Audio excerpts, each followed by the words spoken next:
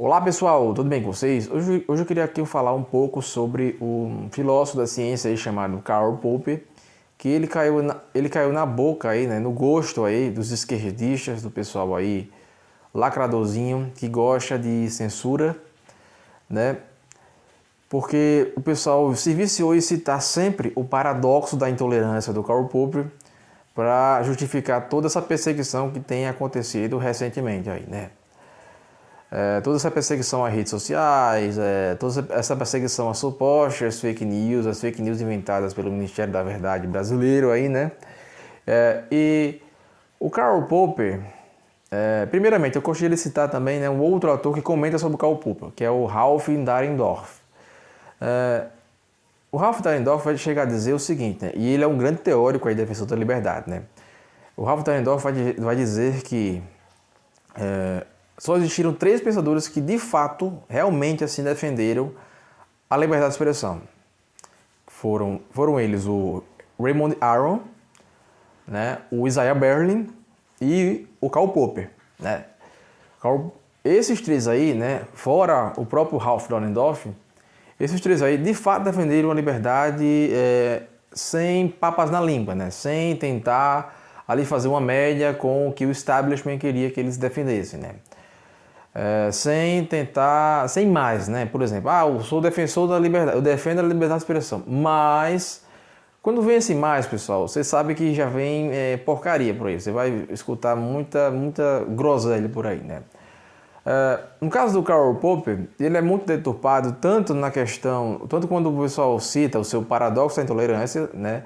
Se você for pesquisar a fundo o que é de fato esse paradoxo da intolerância, você vai descobrir aí que ele não é uma coisa da forma que o pessoal entende por aí, né? Ele é algo que exige uma quantidade maior de passos, né? Até você ser de fato intolerante com os intolerantes. Não é bem assim, né? O outro ponto é que o próprio Karl Popper, ele era um anticomunista, né? Comunista não, anticomunista.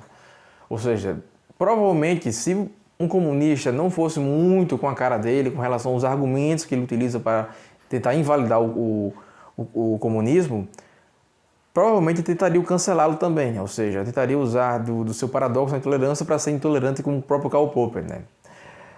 Mas, tirando essas questões aqui menores, eu gostaria de citar aqui um livro do próprio Karl Popper, que é sobre como ele idealizava, né, a nossa democracia, como ele idealizava a chamada democracia liberal, né?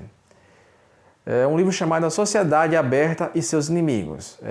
Porque, assim, primeiramente, o que é que ele defende nesse livro? Ele defende uma visão que, primeiramente, começa na sua visão de ciência, né? O Karl Popper ele foi um dos criadores, na verdade, dos reformuladores, né, da tal ideia de falseabilidade, né? O que é isso, né? Uma ideia, uma teoria, ela só pode ser considerada científica se ela for falseável, né? O que é que isso significa? Que devem existir condições para que determinada teoria ela seja provada como falsa, né? Ela deve existir essa possibilidade, ou seja, a possibilidade da própria teoria ela ser testada por outros pares, né? Testada em outros lugares do mundo e outras pessoas terem condições de poder provar que ela seja falsa. Não que a teoria ela seja falsa, né? Mas que ela possa ter condições, né? Ou seja, que existe a possibilidade, a mínima possibilidade de que outra pessoa possa testar, seja em outro lugar do mundo, seja em outra época da humanidade, e aquela teoria é falsa, né? E aí ele vai utilizar-se desse pensamento dele dentro da ciência, dentro da pesquisa científica, né? Dentro da área da filosofia da ciência, ele vai transpassar isso à própria sociedade, né? Ou seja, como é que nós deveríamos constituir a nossa sociedade? A nossa sociedade democrática aqui, ela deveria ser constituída, né, por instituições, né, que de fato regulam e tal, né, que ajudam a democracia a se desenvolver. No entanto, o que acontece? Essas instituições elas não podem ser inquestionáveis, né? Elas não podem ser... Deve haver assim, uma abertura para que as instituições possam ser questionadas, né? Deve haver uma abertura para o debate, né? Para o debate de ideias, um amplo debate de ideias aí, né? Por isso que ele chama isso de sociedade aberta, né? E ele vai falar sobre os inimigos da sociedade aberta, né? Que são aquelas pessoas que pregam um tipo de sociedade fechada. E por que essas pessoas pregam essa sociedade aí fechada? Pelo simples fato de que Essas pessoas, né, e aqui já vamos engatar com o pensamento de Thomas Sowell, defendido no seu livro Conflito de Visões. Essas pessoas vão entender a humanidade, o ser humano, né, eles vão ter uma visão de mundo irrestrita, né, conforme descreve o Thomas Sowell. O que é essa visão de mundo irrestrita? É a visão que acredita na infalibilidade humana e na infalibilidade das instituições em proporcionar aquilo que nós desejamos para constituir uma sociedade melhor, né? Então você pode ver exemplos dessa visão irrestrita do mundo quando nós utilizamos aí o caso da pandemia, do que aconteceu na pandemia, né? A visão de que nós tínhamos ali um ente chamado ciência, que era perfeito e que não poderia de forma alguma ser questionado, e do outro lado teríamos aí os negacionistas, né? Aqueles que minimamente questionavam, ainda que fossem pessoas mais entendidas de ciência, né? Como muitos aí médicos, pesquisadores que questionavam, né?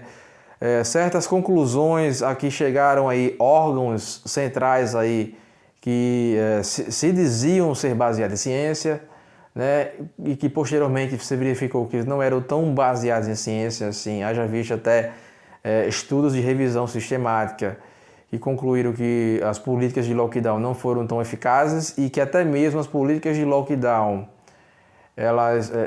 quando o lockdown ele era mais moderado, foram mais eficazes nos países do que nos países em que o lockdown ele foi mais agressivo, ou seja, temos essa ideia implantada do cientificismo contra um negacionismo, que nem sempre era um negacionismo de fato, haja visto que o fato de você questionar minimamente é de fato aquilo que o próprio Karl Popper ele defende. Então, tivemos esse episódio, tivemos um episódio recente